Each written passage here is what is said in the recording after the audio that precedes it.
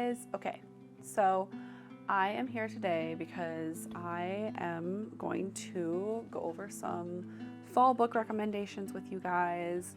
I don't know about you guys, but honestly, nothing screams fall more to me than like a good cup of tea, maybe some chocolate, and a good book. And so I am really excited to show you the books that, not books I've read. This isn't books I've read and I'm recommending to you as fall reads. These are books that I physically own and that I am wanting to read.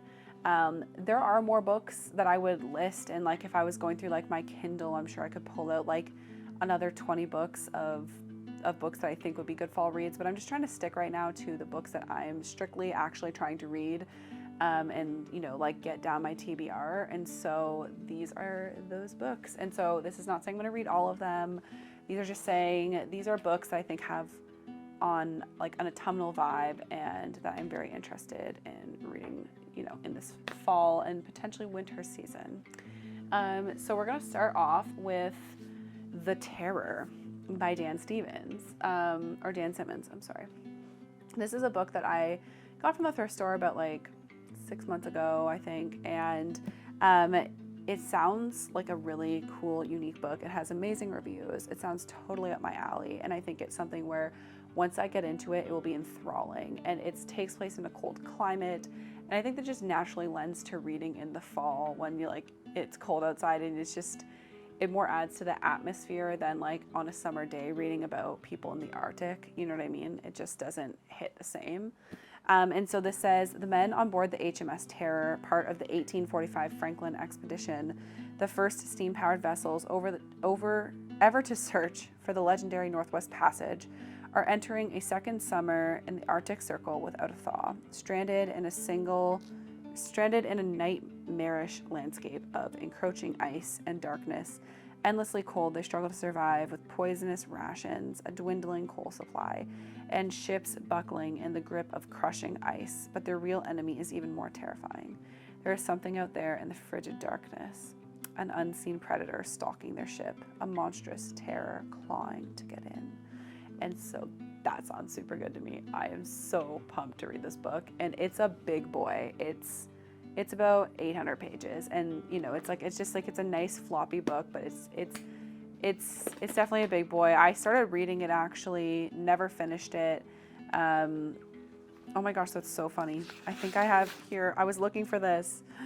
Oh my gosh, I had all these like spring book recommendations and I lost my other half of my sticky note, and so I never made the video, but it's right here. But I think that's where it must have been. So I like started it a little bit and was enjoying it. So I think I'll really like this. In the Woods by Tana French. Tana French is, I believe, a well-known author that has like this, I believe like Irish or Scottish kind of detective series. And this is just one of the more well-known books in said series. And so it says, as dusk approaches a small Dublin suburb in the middle of 1984, mothers begin to call their children home. But on this warm evening, 3 children do not return from the dark and silent woods. When the police arrive, they find only one of the children gripping a tree trunk in terror, wearing blood-filled sneakers and unable to recall a single detail of the previous hours. And so there's a little bit more of the description, but I'm personally not going to read that because I don't want to know. I want to kind of go in a bit blind. It's a detective novel. I don't want things like spelled out for me. I want to be able to read and like find things out. And so that's enough to interest me. I know that this is a very well-known book in the, you know, true crime arena, and so I don't think this will be anything groundbreaking. I don't think, you know, that this is going to be one of my favorite books of all time by any stretch of the imagination, but I do think that this will be just like a good detective novel, you know, to curl up with at night with tea, always with tea. Cold Mountain, a novel by Charles Fraser. Again, this is just like, I think a novel that takes place a lot in wintertime and therefore is appealing to me to read in colder months. It's just more conducive. And so it says, a stirring love story, an enthralling adventure, and a luminous evocation. I can never say that word. Evocation of a vanished America in all its savagery, solitude, and splendor. Sorely wounded and fatally disillusioned in the fighting at Petersburg, Inman, a Confederate soldier, decides to walk back to his home in the Blue Ridge Mountains and to Ada, the woman he loved there years before. His trek across the disintegrating South brings him into intimate and sometimes lethal converse with slaves and martyrs, bounty hunters and witches, both helpful and malign. At the same time, Ada is trying to revive her father's derelict farm and learn to survive in a world where the old certainties have been swept away. As it interweaves with their story, Cold Mountain asserts itself as an authentic American odyssey. Oh, that sounds so good to me, guys. I literally got goosebumps while reading that description. Like, that actually sounds amazing to me. I'm so excited to read that book. Oh, that just sounds like so many things I'm interested in. It's got like history, it's got romance, it's got adventure, it's got like a little bit of, like some scary stuff happening and like witches, what? You know what I mean? So anyways, I'm really excited to read that. And it just sounds like something I want to read in the fall/winter time. And so it doesn't have the cozy vibe. It doesn't have like the cozy autumnal vibe. That's not what we're going for with that one. That one is just something that I think is conducive to be read in the colder months. The next thing that we have here, I'm not going to read this whole thing. This is a bind up of Daphne du Maurier's works, and I believe that I would like to read. I've already read Rebecca. It's one of my favorite books ever. But I think I want to read Jamaica Inn. I think that's the next one. And it just feels like such an amazing and perfect autumnal novel. Anything Daphne du Maurier just like feels autumnal. She's just the queen of atmosphere. And so I am super excited to read this. And I think it takes place like on the moors and very like cold, very like Bronte sisters vibes. And so what more can I say? I mean, that just sounds quintessentially autumnal. And so we'll see. I really want to get to some more of her books. I absolutely love Rebecca. And I started reading Jamaica Inn years ago just to kind of test it out and see like, do I like this? And I really liked it. So it's like, I want to do this. And I think this fall is the time, baby. The next one here. So I've been doing, and I'm actually pretty proud of myself, I've been doing a good job over this last year of like working at a couple of these like big tomes I've really wanted to read for a long time. So the one was A Little Life by Hanya Yanagihara. The other one is The Thornbirds by Colleen McCullough. I believe there's one more. I'm currently working my way through East of Eden, and that's also a big chunker. And so this is one of the other big chunky boys I've been wanting to read for like literally years. And so it is Michelle Faber's The Crimson Petal and the White. It's, Victorian London, following, I believe, a woman and kind of like, I think her rise from like really seedy beginnings to kind of like more powerful, but I'm not entirely sure. I'm kind of forgetting what it's about. But I remember, again, I have this terrible habit of starting books and not finishing them. And I started this book and I was like enthralled with the writing style. Like the writing was so captivating. And so I have no problem now that I'm kind of in a better headspace than I was when I originally tried to read this. I have no problem thinking that I have no issue thinking that I'll have no problem reading this. And so I think it'll just take a little bit of dedication and keeping at it, but it's something I'm really excited to read. And Victorian London, again, it's like one of those things where it's like, do I need to say more? Victorian London, and just like, it just screams autumnal. It just screams a cup of tea while you're reading and just like curled up with a blanket and a book and a candle. So I might be basic in that way, but whatever. It's the truth. It's the damn truth. Okay, next we have The Lightkeepers by Abby Genai. This follows researchers on this like lonely little island, I believe, and it just sounds very autumnal to me. Surprise, surprise.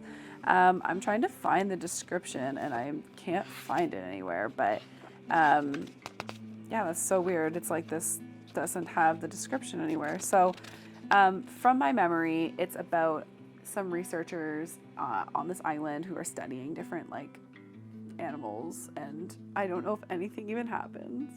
It says a remarkable debut set on mysterious Farallon Islands that redefines the way we look at the natural world. And so I think it is partly the cover. It just feels very autumnal to me. And then also just like kind of more mysterious, and learning about like nature and things. I don't know why. It feels very autumnal to me. So this one doesn't have a whole lot of explanation behind it. It just feels autumnal to me. It's one I've wanted to read. All of these are ones I've wanted to read for a long time. So hopefully I'll get around to it. And the next one is one I'm really excited about. So it's like this, first of all, this is like a beautiful edition. It's like this blue paper cover, and you can see it's like, you know, a guy on his steed and a woman. And on the back there's like a ship, and the top of it's like blue. And so I think it's really cute. And the inside has like a map of, I believe of Ireland and like Wales and such in England. Yeah, so it has like just like a big map. And the actual book itself is like this brilliant blue book. I believe this, I wonder if this is, okay, no, I was going to say, I wonder if this is a book club edition, but I don't think it is. Oh, it is a book club edition. Okay, so that's good to know. But it's so interesting how like starting to buy vintage editions, I can be like, I think that's a book club edition. But anyways, so this is a book that is by my favorite, like one of my favorite authors. She wrote Catherine, which is about Catherine Swynford, who, you know, John of Gaunt, and, you know, she was like the sister-in-law of Geoffrey Chaucer, IRL. You know, some ties to the Tudor bloodline starting and things like that. And so Catherine is one of my favorite books of all time, and it follows Catherine Swynford's life from like birth and like, or from like young age until like death. And so I found this at the thrift store. It's by this author that I love, and it's like this beautiful vintage edition. So Say No More, and it's about medieval, you know, the medieval period to some extent. And that always just feels very autumnal to me. I just love reading about medieval things in the fall. It's so magical to me. I don't know why. But it says that the last quarter of the 10th century was a time of conflict and searching. There was conflict between church and state, between Anglo-Saxons and Vikings. At the same time, the Norsemen voyaged into unknown, looking for new lands to pillage, and so discovered America. Rumon, descendant of Charlemagne and of King Alfred, was a searcher. He had visions of the islands, and then I don't know. It's just like a medieval tale, a medieval saga that sounds like it spans. I don't want to know too much again. So you might be like, why did you stop reading? I just don't want to know too much about it. I want to go into it relatively blind. Just the fact that it's written by this author alone, it means I'm gonna try and read it at some point. So it's like I don't personally need to be sold on it.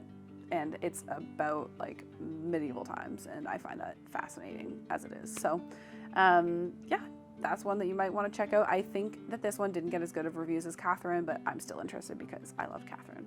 Okay, next up, we have a book that I read already like 50 or 60% of. But at the time that I read it, honestly, I was really depressed, and I just didn't have like the mental capacity to read. Like my attention span was shot, and I just like really struggled to be motivated, and anytime I would read, I would just like fall asleep. And so I started to read this during that time. What a timing for a yawn. I started to read this during that time of my life, and I just didn't connect with it, but I really want to give it another chance because I think it's a really interesting premise, and I like Neil Gaiman's works. And so this is one that I'm just like, anything Neil Gaiman, it's kind of like Harry Potter, like it just feels autumnal to me. It's just like the vibe, just like that British vibe. I think anything to do with like England or Britain just feels autumnal to me. And so I think this is about, it says Richard Mayhew is a young man with a good heart and an ordinary life, which has changed forever when he stops to help a girl he finds bleeding on the London sidewalk. His small act of kindness propels him into a world he never dreamed existed. There are people who fall through the cracks, and Richard has become one of them. And he must learn to survive in this city of shadows and darkness, monsters and saints, murderers and angels, if he is ever to return to the London that he knew. And so I think it's just like, if I remember, there's like this like seedy underground of like London, and he like falls into this on accident, and it's like this adventure to get back to the top, to London. And so it's really interesting. I want to read it. It feels autumnal to me. It feels like a cozy like kind of like it's like an adventure, and you know it's like raining outside, and you've always got a cup of tea. So yeah, just really excited to read it and like actually finish it, because it's disappointing to me that I got so far in it and I wasn't able to finish it. I also hate this cover so much, it's just so ugly. Like now that I'm kind of getting like more vintage editions, I just hate looking at so many of these like brightly colored or like poorly designed book covers. It just like irks me to own them. So that's kind of a bummer. Okay, the next one that we have here is The Dutch House by Anne Pratchett. This is one that is in large font on accident. So did not mean for that to happen. I was like, wow, this book's way bigger than I thought it would be. And it's just because the font is a large font, but that doesn't matter. I can read large print. It says, set over the course of 5 decades, The Dutch House is a dark fairy tale about siblings who cannot overcome their past. Despite every outward sign of success, Danny and Maeve are only truly comfortable when they're together. Throughout their lives, they return to the well-worn narrative of what they've lost with humor and rage. But when they're at last forced to confront people who let them behind, the relationship between an indulged brother and his ever-protective sister is finally tested. The Dutch House is the story of Paradise Lost, a tour de force that digs deeply into the questions of inheritance, love, forgiveness, how we want to see ourselves, and who we really are. And so dark fairy tale screams, you know, creepy kind of like autumnal vibes. And not that I think that this is going to be creepy, but I do think that it's going to be kind of like an unsettling, in a way, dark fairy tale. And it's one that I'm really excited to read. I think it's about a highly dysfunctional family, and I'm just excited to dig into this with a nice good old candle. And you guessed it, a cup of tea. This one, need I say anymore? This is The Tales of Edgar Allan Poe. And so it's just some collected works of his. And it's Edgar Allan Poe. I want to read this. This is like some 1979 version. The inside's really pretty on it. The outside's pretty too. I actually have another bound up version of his tales as well, and instead of like little flowers like this, it has little beetles, and I think that's even cuter. And so that's at my parents' house though. But I want to just actually read like a good amount of Edgar Allan Poe's works. I don't want to read everything, but I want to get like a good tasting of his work and see if I want to delve into more. And so I think this will be the appropriate channel to do so. This definitely screams like close to Halloween and, you know, at night, under the covers, feeling cozy and wanting to be a little bit creeped out. So I'm excited for that. We're almost at the end here, folks. Okay, so we have In Cold Blood by Truman Capote. It's this bizarre, like, him reporting on an actual crime that happened in real life, but nobody really knows what's fact and what's fiction. It's just like, honestly, like, it's a really interesting pop culture phenomenon kind of thing, like Truman Capote's life. I would highly recommend like looking into it. I love the inside of this. This color is just to die for. But it says, on November 15th, 1959, in the small town of Holcomb, Kansas, 4 members of the Clutter family were savagely murdered by blasts from a shotgun and held a few inches from their faces. There was no apparent motive for the crime, and there were almost no clues. 5 years, 4 months, and 29 days later, on April 14th, you know, this one individual was hanged for the crime. And basically, so it's like he went to this town and like investigated this murder, but people don't know if he just like lied in this book. Like it's just like a really kind of weird, interesting pop culture phenomenon that I want to read the book because it's interesting to me. But I just think of Truman Capote as being very, fall, and just again, like kind of being unsettled and being under the covers and having like a warm, comforting cup of tea while I'm like, so that's one that I'm interested in reading. Okay, so the next book that I have here is How Green Was My Valley by Richard Llewellyn. This is a book that is stunning. I've already read like half of it and I really want to finish it. Could this cover scream autumn anymore to you? It's about the Welsh countryside, about mining towns. It's a beautiful, in-depth family saga following, I believe, the Morgan family, Hugh Morgan. And he's the one who's mainly writing, and it is just like one of those things where it's like I have goosebumps talking about it, but I really want to finish it, and it's very like East of Eden-esque to me, and so this is one I'm like top of my list. I really want to read before the fall closes out, because first of all, this cover is just so stunning and spectacular. And also, I just think it's a perfect book for autumn, you know what I mean? Again, anything that's like UK based, I really feel like just feels very autumnal to me. And that's just a personal thing. Also, this is a book club edition as well, and it's stunning. God, it's just, I love book club editions. They're just beautiful. Okay, so that's that. Okay, so this is really interesting. The last book that I want to talk about that is at the absolute top of my list is Sweet Francaise, I don't know, by Irene Nemirovsky. This has such an interesting backstory. It says, by the early 1940s, when Ukrainian-born Irene Nemirovsky began working on what would become Sweet Francaise, the first two parts of a planned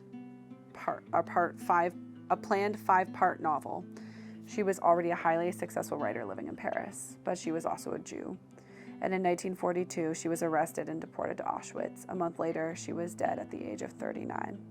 2 years earlier, living in a small village in central France, where she, her husband, and their two small daughters had fled in vain attempt to elude the Nazis, she begun her novel, a luminous portrayal of a human drama in which she herself will become a victim. When she was arrested, she had completed two parts of the epic, the handwritten manuscripts of which were hidden in a suitcase that her daughters would take with them into hiding and eventually to freedom. 64 years later, at long last, we can read Irene Nemirovsky's literary masterpiece.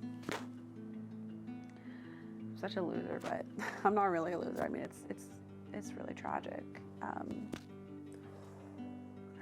It's just, I don't know.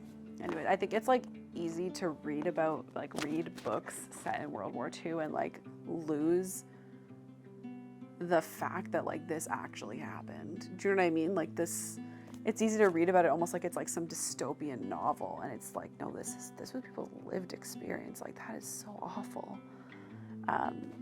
And so it says the first part, A Storm in June, opens in the chaos of the massive 1940 exodus from Paris on the eve of the Nazi invasion, during which several families and individuals are thrown together under circumstances beyond their control. And so Dulce, we enter the increasingly complex life of a German-occupied provincial village. And so, I don't know, I'm not going to get too much into the plot, but it's surrounding World War II, which is just so tragic, because that's like, she ended up being a victim of it, as it says. But anyway, so this is one that I've been wanting to read forever, and I think it will be a beautiful novel, and it's just like, it's tinged with a lot of sadness because of the backstory, and knowing the author's fate is devastating. But this is one that I am very, very excited to read, and I've wanted to read for a very long time. So I'll leave you with this, guys. Thanks for hanging in there if you did. If you're at this point, please like and subscribe. Just do me a little favor. At least just like it. There's just like such minimal effort, and it really helps me. So, but yeah, if you don't, I mean, hopefully I'll see you again. And, you know, until then, take care. Bye.